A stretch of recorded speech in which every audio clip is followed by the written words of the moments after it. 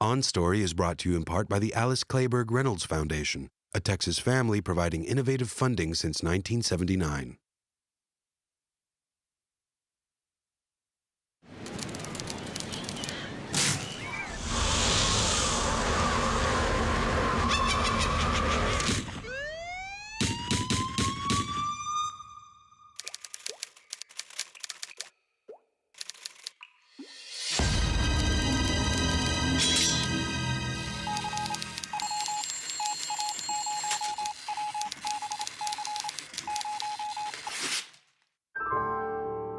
On Story, presented by Austin Film Festival, a look inside the creative process from today's leading writers and directors. This week's On Story, the writer-director behind Pleasantville, Seabiscuit, and Free State of Jones, Gary Ross. Well, I don't think there's a distinction between coming out of consciousness and saying something. I mean, I think that unless you're writing cynically, you're always saying something. What you're saying doesn't have to add up to something formulaic or tidy, but you're still expressing yourself as an artist, and it's still saying something, and obviously that's not a movie that's just about pure entertainment. In this episode, Gary Ross traces the inspiration behind his award-winning films. I want to tell a quick story about the last time that Mr. Ross was here. It was 1998. Pleasantville was just about to come out. We were 5 years old. It was... the first time it had been shown in public. Yes, it was the public premiere. It was at the Paramount Theater.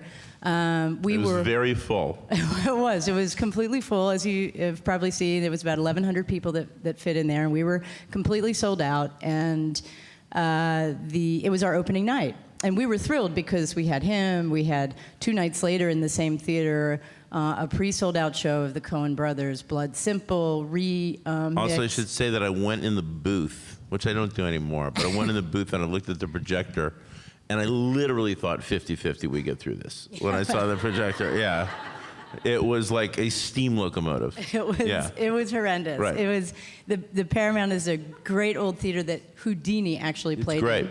In. Yeah. And Houdini was there the night we played his film. Evidently. So the projection broke down at least 5 times. No, it broke down in the beginning a couple times, but then it broke down at a specific moment in reel 9 because we were on 1,000-foot reels. And I remember, because I'd introduced the movie, coming in to sort of, I didn't know what I was going to do, sort of like play spoons or dance or something to entertain people. And as I walked up the lobby of the theater, this guy stood up, was Caprisc, and screamed, "This is a great frickin' movie!" And then I got a standing ovation in the middle of the movie, which, I mean, it's so much better than the thing not breaking. Like I would have, probably, honestly, the high point of my career to this date, so. I was a novelist making no money, starving, and I got a job with a friend of mine writing a thing for Paramount where I was getting paid as much for a 15-page treatment as I was for my entire novel. I sort of had to hit a moment where I realized, well, no, I think I'm more a screenwriter right now than I am a novelist. And then also, it probably suited me better. I grew up in the film medium. I had studied acting with Stella Adler. I directed plays in college. I'd lived in a theater community, so it was something that was just natural to me, and I think a natural migration. But then I had this idea, I won't belabor how, but I did have this idea for Big. I shared it with my neighbor, Ann Spielberg, with whom I ended up writing Big. And we had this sort of electric, spontaneous jam session around the idea of the movie where we outlined, I would say, 80% of the movie. In fact, I just signed someone's poster for me and Ann out there. But it was this very kind of quick, spontaneous, combustible thing where we literally came up with this. Because fables will do that too, Unlike other forms of outlining, they're so whole and classical, they sort of suggest the structure as you're doing it, right? So it happened quickly, and I'm not hawking DVDs, but if there's like a 20th anniversary where we actually play the tape that Ann made of that session, and you hear us come up with the whole movie live. And it's really cool. It's like, oh, and then you can work in a toy company. Oh, that's a good idea. But there's this predatory woman, but she has no kid left in her. But then, there's that kind of thing, And, oh, that's really good. What about this? And, everything with the piano is kind of in there. Okay. let's check out the...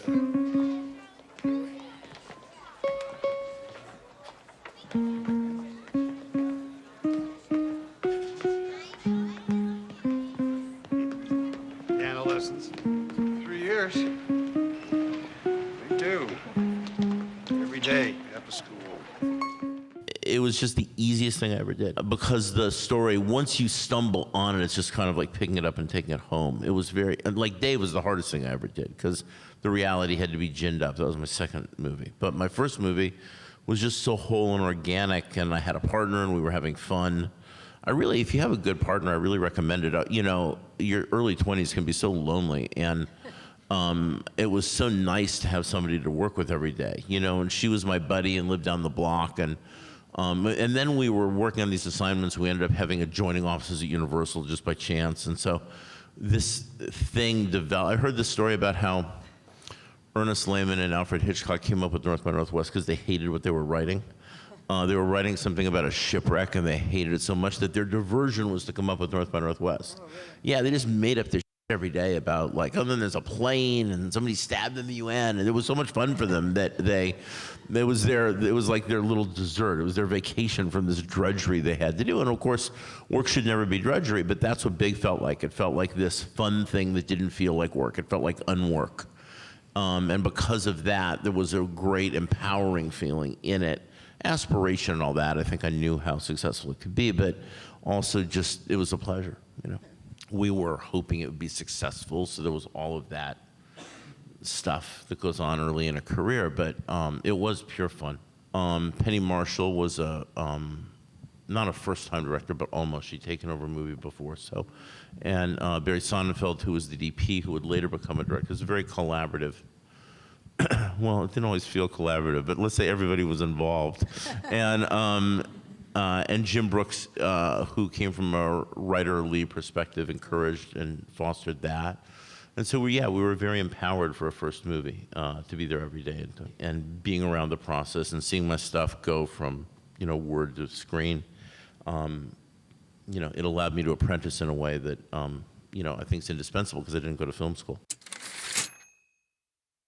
I found it in a magazine article, and I thought that there's sort of a populist element that no sports story can really be about sports. It has to be, sports have to be about something larger. It had all those elements, and I bought the magazine, or got Universal to buy the magazine rights to this thing, and then we bought the book rights based on what Laura was going to turn into. And Laura just writes so well. What I found in it, adaptation-wise, was the idea that these people were kind to each other, that they healed each other through kindness, that although, like, from in a cynical modern world that embraces edge, that's actually a very high bar to be able to make a movie out of, right? Where the tension is between people and themselves and their own obstacle. It's okay. I'm not that hungry. Sure you're not. It's just a lot of food.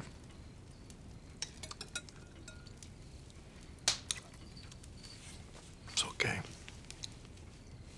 I'd rather have you strong than thin. The conflict comes from their own ability to recognize that within one another, embrace that in each other, and lift each other up. That a movie about kindness may be the hardest thing you can possibly write. So I think I was intrigued by the degree of difficulty. I was intrigued by the idea that thematically it was a nuclear family coming together that was unlikely.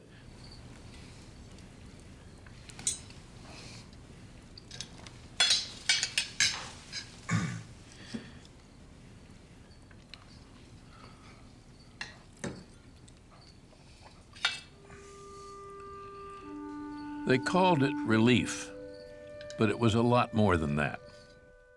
It had dozens of names. So it was not a celebration of a horse. It was about broken people in the Depression, and that, I thought, was an interesting thing. I'm obviously a history buff, so that was an interesting thing to write about. And that's, from a screenwriting perspective, what drew me in. And then directorially, it was just a massive, difficult canvas, but so had Pleasantville been. You know, I've never really chose to, Lord knows, especially the last one, but I've never really chosen to direct something that is just people talking in a room, because I like to be challenged or interested. there's a bit of a defiant, bust the paradigm thing in me a little bit, and I thought, oh, it's cool, I'm gonna bring the horse in on page 45, you know? But it was about these guys, and to me, the movie was about lost souls wandering, finding one another. Well, you can't do that without the wandering period and without the finding period, and so that took 45 pages, then it did. And the horse was only the catalyst to bring them together, and unless you understood their journeys and their isolation and their longings and what they were going through, that moment is just like finding a racehorse. I just want him to do it once with nothing in front of him. Yeah, but I can't see out there. That's all right. He can. Oh, come on, Tom. Tom, please. Why do you always have to do this? Great. Jesus Christ.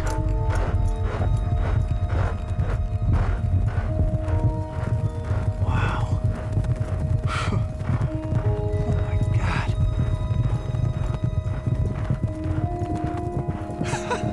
That came out of a personal experience, actually. Really? Yeah, I was like 23, 24 years old. I was in Baja, California. I was with my friend Eric Montgomery.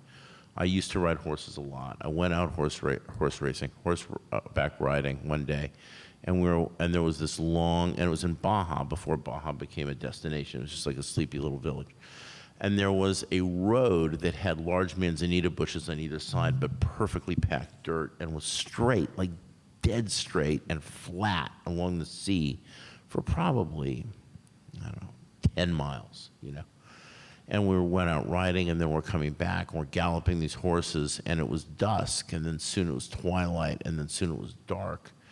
And then I realized the horse could see, but I couldn't, so there was this crazy act of trust that happened with this like warm wind on you, galloping this horse. You can barely see, you know he can see. It was one of, to this day, the most exhilarating feelings of my life, just like galloping this horse into this headwind as the detail in front of you disappeared on what was a really dark and moonless night with just like hot wind and like, do I dare to keep going, like what's out there, right? So that was like the most profound, safe horse experience I'd had. I'd ridden since I was little, but that was crazy. And so I decided to put it in the movie. I was in Paris and jet lagged, and I had written years ago, I'd written Pleasantville as a half-hour TV pilot. And so there was just the beginnings of like the early stirrings of the first act. It wasn't really anything that you see up here. This had some things that were similar. And then I started outlining it, and these ideas came, and it was sort of an act of freedom because I felt liberated to just hypothesize and imagine, and the other experience had been the opposite. I felt very tense and cut off in the other experience. And in Pleasantville, I just felt kind of free and inventive. And so that was just fun. And it didn't have form. It just was sort of everything in my psyche just kind of, you know, and trees blow up and books fill in. And, you know, it was this amazing kind of kaleidoscope of stuff. And I was jet lagged, so I was waking up at 4 in the morning and taking 3 or 4 hours every night to just spin stuff out on legal pads. And then I thought, well, it shouldn't be, remember it began in TV, like The Medium and About the Medium, right? And I called my friend Steven Soderbergh, and I said, who had always loved the thing, and I said, you know what, I think this is more kind of like a bizarre, buoyant, dystopian, you know, drama with satire, essentially. It's more Alice in Wonderland than anything else, and I think it could be a mini-series. Why don't you direct one half and I'll direct the other half? And Soderbergh said, great. And so I started doing it and outlining more, and the more I began outlining more, I realized, no, this is just a really good movie that I want to express. And so I called Steven and I said, well, okay, good news is I think it's a movie. Bad news is I want to direct it. Why don't you produce it? He said, great. And then that was the genesis of it. Someone asked me last night, is it a feminist statement? Is it a statement about race? Is it a statement about values? Is it a statement about freedom versus repression? And I don't think it's a statement. I think it's an examination of a lot of things. It's an examination of the struggle that we all feel inside us between those things we repress and those things we accept. It's about leaving the Garden of Eden. It's an Edenic biblical allegory. is what it actually is. It is the book of Genesis. Only I'm not necessarily telling it in the way it was originally told. Here, I'll show you.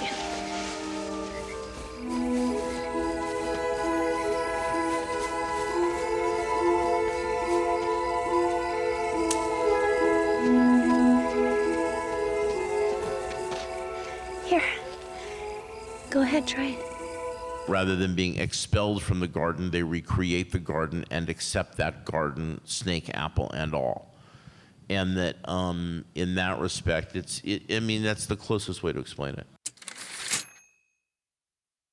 Well, I thought it was more possible than it was. I didn't understand that colorizing that much and putting certain things in color, certain things not in color, was at that point a really difficult thing to do. It involved a tremendous amount of roto. It involved frame-by-frame coloring. No one had ever done this before. They'd colorized movies, but they'd grabbed what's called luminance mats and just kind of grossly colorized them, but at a much lower level of resolution, 540 lines versus 2,000. No one had done this, a fully digital movie before. So I inadvertently, with my team, invented what's called the digital intermediate.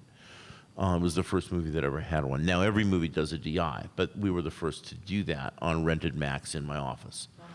And then the Coen brothers called me through T-Bone Burnett a short time later when they were doing A Brother and said, we want to do a bleach bypass process, but we understood that you did this other thing. And I said, yeah, I scanned the whole movie and manipulated it in a computer and then went back to film. And they said, oh, that sounds like cool. So then they did that for A Brother, and then that story of their digital bleach bypass caught on, and then people started doing DIs after that. But yeah, we fell into something that I did not know how to do. And here's an interesting lesson for everyone. I actually told the studio I knew how to do it and was shooting and still didn't. So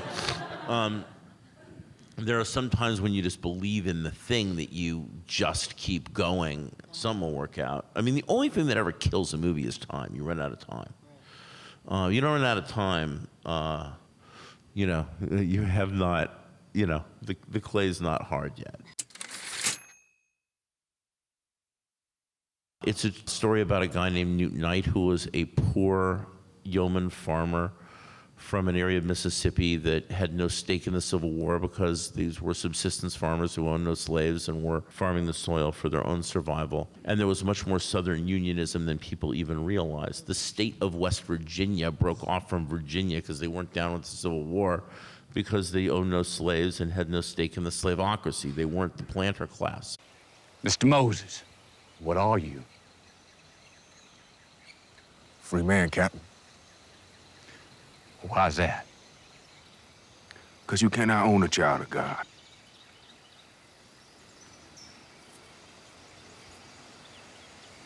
No, you cannot, can you? You can own a horse, you can own a mule, or a cow, or an ox, but you cannot own a child of God.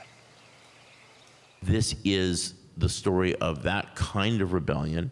And the question in the evolution is it just for white farmers fighting the Confederacy for personal reasons, or did Newt and or his people come to embrace the larger ethical questions of the Civil War? I argue that Newt certainly did. Scared. I know you. But you love God, and God loves you. You understand? Jesus loves you, son. You're not dying. You're not dying. You're not dying. You're not dying.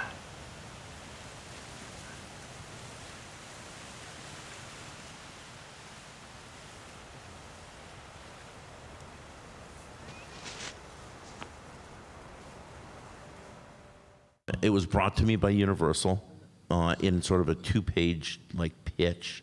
They said, "Are you interested in this?" And I said, "Yeah, I am." But that led to a very, very long process of reading. I don't know how many books have I read? 50, 100? Yeah, something like that. Probably 100 books. I became a visiting fellow at Harvard for a couple of years, studying it with, under a wonderful professor there named John Stauffer. I consulted with every major historian in the field. I did nothing but read for 2 years. I made countless trips to Mississippi. I mean, it's sort of an academic midlife crisis. I didn't, especially Reconstruction had such a rewrite historically that I wanted to understand what it actually was. And before I ever even began to outline, I had done literally a year to a year and a half of research, I believe. I'd have to go back and look at the exact time frame, but it was to that degree that I needed to get underneath it and understand the marrow of what this movie was. And so that was the process. And as such, it's become a very, very important story to me, if not, the labor of my life, in understanding what this is. And we're even going to be putting out academic footnotes with the movie that support every single thing in the movie from primary sources, just so there's no ambiguity. It's like, oh no, you don't have to go on the internet and debate this. Here's my footnote. I used to write in 3-page scene, 3-page scene, 3-page scene, like dominoes, like filing cards. And I now see scenes within a movie as much more kind of sentences within a paragraph, and then I see paragraphs within a section, and then I see sections within a chapter, and chapters within a book, right? I don't see the construct of the metronome anymore in the way. Because there's an arc to a 3-page scene that's like lovely, right? We come in here, there's a moment of like interesting banter, the conflict in the scene reveals itself. We chat about that for a moment. That tension produces a new thing. That new thing produces a question. That question demands resolution. That resolution propels our plot forward into the next scene, where that paradigm then becomes a new source of conflict with something else, okay? And that's all dandy, and people love a 3-page scene, and it feels good, and it has its own arc, and it has resolution, and it's lovely. But 80 of them in a row in a movie create a sine wave that is so monotonous you want to beat your head against the wall. And so a lot of what the editing process is the consolidation of that so that one doesn't feel the metronome, right? I think I write more now that way so as not to feel the metronome, even in the screenwriting process, that there's times it accelerates, there's times it slows down, there's times it pauses for that kind of observed scene, there's times that a lot of scenes over a larger period of time add up to a section in the movie. So I think it has evolved in that way. If I was going to be a director, I didn't want to just shoot my script. You know what I mean? I didn't want to, I've never been interested in that as a director, which is, I just want to like realize my vision as a screenwriter. No, I want to obliterate my vision as a screenwriter and reimagine myself and it and bring life into it and be open and find interpretations I didn't know and collaborate with actors and invent new scenes and improv scenes and rearrange scenes, and then when I get in the editing room, I want to obliterate the shooting experience and then reimagine a different shape of the movie that can mean or be different things. That each part of the process has to have its own spontaneity and life, but particularly bravery. It's a medium that is completely about bravery, almost whistling in the graveyard in a sense, that you need to be able to just sort of not cling to the previous step. And it doesn't mean bravery in terms of your bosses or the public or reviewers or anything like that. It means personal bravery to like not be freaked, look at the thing, and be inventive and calm and open enough to be inventive and have a little bit of a chuckle that you just jumped out of the plane. Because if you don't do that, you can't do the job. I chafe at the romantic idea because there's a presupposition that everything needs to have a kind of a cynical edge to be real. And I think that, no, I'm being honest. This is what I think. And I think that it's an easy place for filmmakers to hide. Edge is the easiest place to hide. It's so simple to be cynical. It's so simple to not reveal yourself or your feelings or invest yourself or connect to the manuscript, right, with a kind of a cynical detachment. So I chafe at the idea of romanticism and sentimentality. I'm guilty of it sometimes. I try not to be, but I absolutely am anti-cynical. You've been watching A Conversation with Gary Ross on OnStory. On Story is part of a growing number of programs in Austin Film Festival's On Story project, including the On Story PBS series, now streaming online, the On Story radio program and podcast in collaboration with Public Radio International, and the On Story book series available on Amazon. To find out more about On Story and Austin Film Festival, visit onstory.tv or austinfilmfestival.com.